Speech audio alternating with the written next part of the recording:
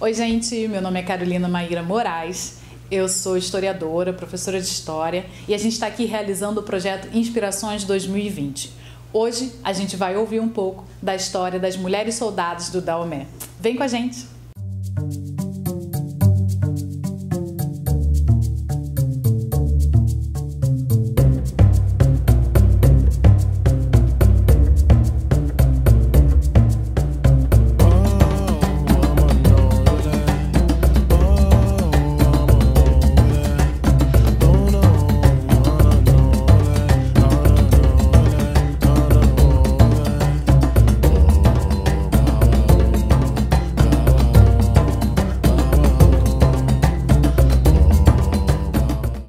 Se você já assistiu o filme Pantera Negra, você vai se lembrar do exército de mulheres de Wakanda. Aquelas mesmo, as Dora Milajes. Mas você sabia que existiu mesmo um exército formado por mulheres? É sobre isso que a gente vai falar hoje. Nós vamos conhecer as mulheres soldados do reino do Daomé.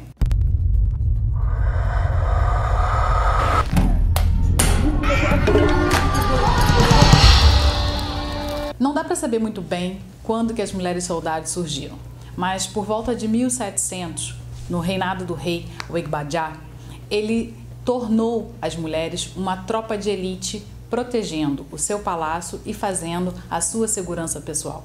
A responsabilidade dada para essas mulheres era estratégica.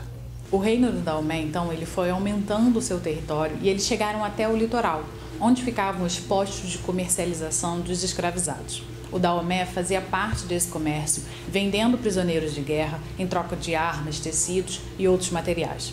Assim, a riqueza do reino foi aumentando, o seu poder militar e político também foi aumentando. O Daomé se consolidou como um império de poder naquele local.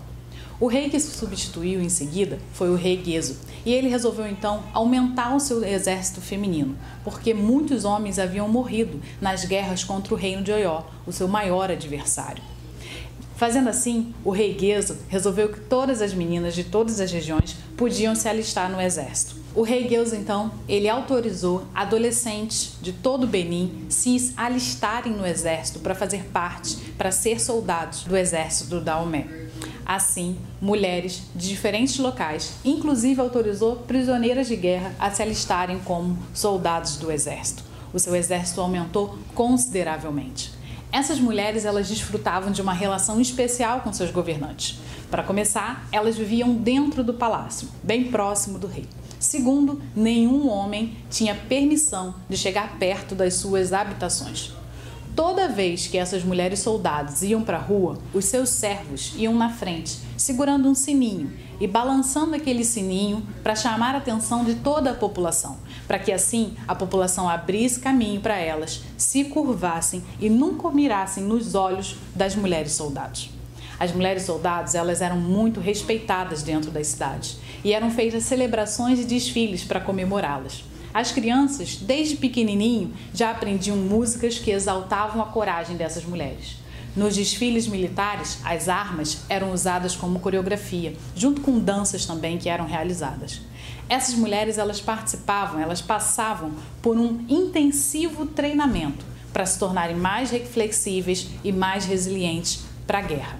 No século XIX, a Europa resolveu então mudar de planos, traçar um novo plano. Já não interessava mais vender escravizados, era agora necessário dominar os territórios africanos.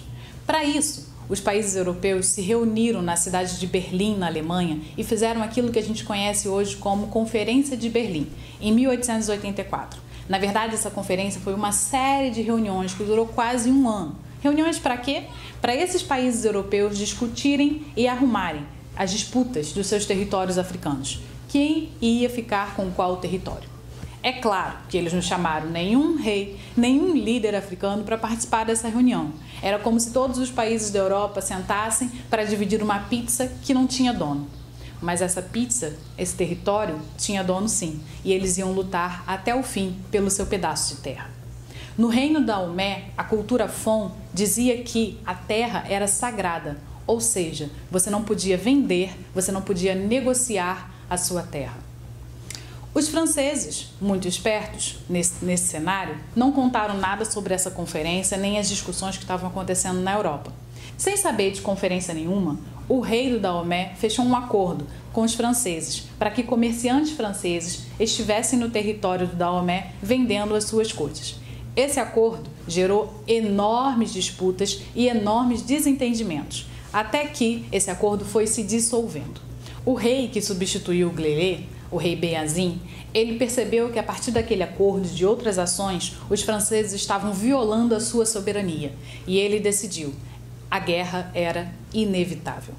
Foi assim que, em março de 1890, o rei enviou uma tropa de mulheres, junto com o maior exército que ele pôde, para a cidade de Cotonou, para atacar os fortes franceses.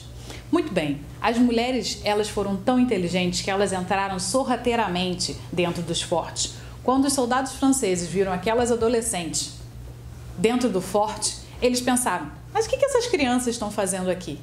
Até que eles entendessem que aquelas mulheres eram soldados, muitos franceses já tinham morrido.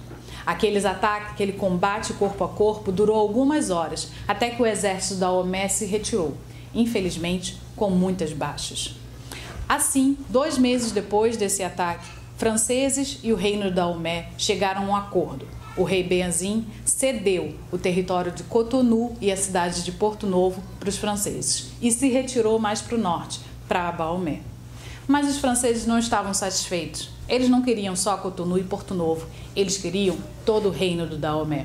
E veio uma oportunidade e eles aproveitaram aquela oportunidade. Um barco francês atravessou um rio entrando no território de Daomé sem autorização.